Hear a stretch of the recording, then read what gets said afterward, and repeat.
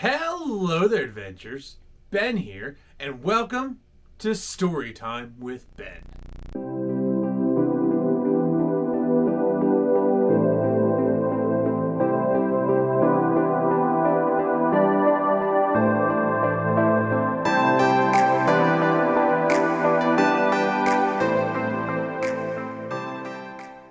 Happy Saturday, adventurers. It's time for another good story.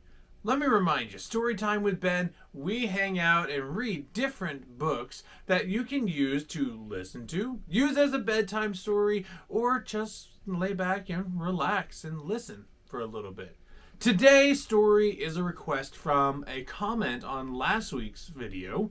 We are going to be reading Walt Disney's Peter Pan. And just like last week, pictures are going to show up right here, so that you can watch and read along with us. Here we go. Peter Pan. In a quiet street in London lived the Darling family. There were father and mother Darling, Wendy, Michael, and John, as well as the children's nursemaid, Nana, a Saint Bernard. At bedtime in the nursery, Wendy always told wonderful stories about Peter Pan and Neverland, a magical place with mermaids and fairies and wicked pirates too. John and Michael liked best of all to play pirate. They had some fine slashing duels between Peter Pan and his arch enemy, the pirate Captain Hook. Father Darling did not like this kind of play. He blamed it on Wendy's childish stories of Peter Pan. "It is time for Wendy to grow up," decided Father Darling. "This is your last night in the nursery, Wendy girl." All the children were much upset at that. Without Wendy, there would be no more stories of Peter Pan. That very evening, who should come to the nursery but Peter Pan and a fairy named Tinker Bell. It seemed Peter had been looking for his lost shadow when he overheard that Wendy was to be moved from the nursery. He hit upon a plan. "I'll take you to Neverland with me, to tell stories to my lost boys," he decided as Wendy sewed his shadow back on. Wendy thought that was a lovely idea, if Michael and John could go too. So Peter Pan taught them all to fly, with happy thoughts and faith and trust, and a sprinkling of Tinker Bell's pixie dust. Then out the nursery window they sailed, heading for Neverland, while Nana barked frantically below. Back in Neverland, Captain Hook was grumbling about Peter Pan. You see, once in a fair fight long ago, Peter Pan had cut off one of the pirate captain's hands, so that he had to wear a hook instead. Then Pan threw the hand to a crocodile who enjoyed the taste of Hook so much that he had been lurking around ever since, hoping to nibble at the rest of him. Fortunately for the pirate, the crocodile had also swallowed a clock. He went tick-tock when he came near, which gave a warning to Captain Hook. Now as Captain Hook grumbled about his young enemy, there was a call from the crow's nest. "Peter Pan, ahoy!" "What? Where?" shouted Hook, twirling his spyglass in the sky, and then he spied Peter and the children pausing for a rest on a cloud. "Swoggle my eyes, it is Pan!" Hook gloated. "Pipe up the crew! Man the guns! We'll get him this time at last!" Well, welcome. Did you want to listen to the story too? "Oh, Peter, it's just as I've dreamed. It would be Mermaid Lagoon and all," Wendy said as a cannonball ripped through the cloud beneath their feet. "Look out!" cried Pan. "Tinker Bell, take Wendy and the boys to the island. I'll stay here and draw Hook's fire." Away flew Tinker Bell as fast as she could go. In her naughty little heart, she hoped the children would fall behind and get lost. She was especially jealous of the Wendy girl. She seemed to have won Peter Pan's heart. Straight through the Neverland jungle, Tink flew, down into a clearing beside Hangman's tree. She landed on a toadstool, bounced to a shiny leaf, and pop! A secret door opened for her in the knot of an old hollow tree. Zip! Down a slippery tunnel, Tink slid. She landed at the bottom in an underground room, the secret house of Peter Pan. "Tinkling!" she tinkled, trying to awaken the sleeping lost boys. At last, rather grumpily, they woke up and stretched as they listened to Tinker Bell. "What? Pan wants us to shoot down a terrible Wendy bird? Lead us to it," they shouted, and out they hurried. When Wendy and Michael and John appeared flying wearily, the Lost Boys tried to pelt them down with sticks and stones, especially the Wendy bird.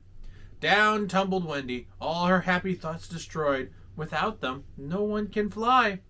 "Hooray! We got the Wendy bird!" the Lost Boys shouted. But then Peter Pan arrived. How angry he was when he discovered that the boys had tried to shoot down Wendy, even though he had caught her before she could be hurt. "I brought her to be a mother to us all and to tell us stories," he said. "Come on, Wendy," said Peter. "I'll show you the mermaids. Boys, take Michael and John to hunt some Indians." So Peter and Wendy flew away, and the boys marched off through the forest, planning to capture some Indians. There were wild animals all around, but the boys never thought to be afraid, and not a creature harmed them as they went through the thick woods. "First, we'll surround the Indians," John decided. "Then we'll take them by surprise." John's plan worked splendidly, but it was the Indians who used it. Disguised as moving trees, they quietly surprised the boys and surrounded them and took them by surprise. Soon, bound with ropes, the row of boys marched away, led by the Indians, to their village of the cliff. "Don't worry, the Indians are our friends," the Lost Boys said, but the chief looked stern. Meanwhile, on the other side of the island, Wendy and Peter were visiting the mermaids in their peaceful mermaid lagoon. As they were chatting quietly, Peter suddenly said, "Hush!" A boat from the pirate ship was going by. In it were wicked Captain Hook and Shmee, the pirate cook, and at the stern, all bound with ropes, sat Princess Tiger Lily, daughter of the Indian chief. "We'll make her talk," sneered Captain Hook. "She'll tell us where Peter Pan lives, or we'll leave her tied to a slippery skull rock, where the tide will wash over her." But proud and loyal Tiger Lily would not say a single word. Peter and Wendy flew to Skull Rock. Peter, by imitating Hook's voice, tried to trick Shmee into setting Tiger Lily free. That almost worked, but Hook discovered the trick and came after Peter with his sword. Then what a thrilling duel they had, all over the rocky cave where Princess Tiger Lily sat with the tide up to her chin. Peter won the duel and rescued Tiger Lily just in the nick of time. Then away he flew to Indian Village to see the princess safely home, and Wendy went along behind. When Peter and Wendy brought Tiger Lily home, the chief set the captives free. Then what a wonderful feast they had! All the boys did Indian dances and learned wild Indian chants. And Peter Pan was made a chief. Only Wendy had no fun at all, for she had to help the squaws carry firewood. "I've had enough of Neverland," she thought grumpily. "I'm ready to go home right now." While the Indian celebration was at its height, Shmee the pirate cook captured Tinker Bell and took her back to the pirate ship. He presented Tink to Captain Hook. "Ah, Miss Belle," said Hook sympathetically. "I've heard how badly Peter Pan has treated you since the scheming girl Wendy came. How nice it would be if we could kidnap her and take her off to sea to scrub the decks and cook for the pirate crew." Tink tinkled happily at the thought. "But alas," sighed Hook, "we don't know where Pan's house is, so we cannot get rid of Wendy for you." Tink thought this over. "You won't hurt Peter?" she asked, in a solemn tinkling tones. "Of course not," promised Hook. Then she marched to a map of Neverland and traced a path to Peter's hidden house. "Thank you, my dear," said wicked Captain Hook, and he locked her up in a lantern cage and went off to capture Peter Pan. That night, when Wendy tucked the children into their beds in the underground house, she talked to them about home and mother. Soon they were all so homesick that they wanted to leave at once for home. Wendy invited all the Lost Boys to come and live with the Darling family. Only Peter refused to go. He simply looked the other way as Wendy and the boys told him goodbye and climbed the tunnel to Hangman's Tree. Up in the woods near Hangman's Tree waited Hook and his pirate band. As each boy came out, a hand was clapped over his mouth, and he was quickly tied up with ropes. Last of all came Wendy. Zip, zip, she was bound up too, and the crew marched off with their load of children back to the pirate ship. "Blasted!" muttered Hook. "We still don't have Pan!" So he and Shmee left a wicked bomb, trapped as a gift from Wendy for poor Peter to find. Very soon, they hoped, Peter would open it and blow himself straight out of Neverland. On the pirate ship, Captain Hook demanded that Wendy and the boys become pirates. "Never!" Wendy cried. "Then you shall be the first to walk the plank, my dear," said Hook. In the excitement, no one noticed that Tinker Bell escaped and flew off. Wendy said goodbye, bravely walked out the long narrow plank, and disappeared. Everyone listened, waiting for a splash, but none came. Then they heard a familiar sound. It was Pan. Warned by Tinker Bell, he had arrived just in time to scoop up Wendy in midair and fly her to safety. "This time you have gone too far, Hook," Peter cried.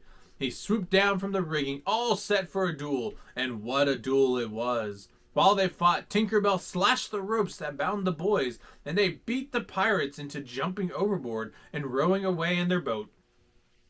Then Peter knocked Hook's sword overboard, and Hook jumped too. When the children last saw the wicked Captain Hook, he was swimming for the boat, with the crocodile tick-tocking hungrily after him.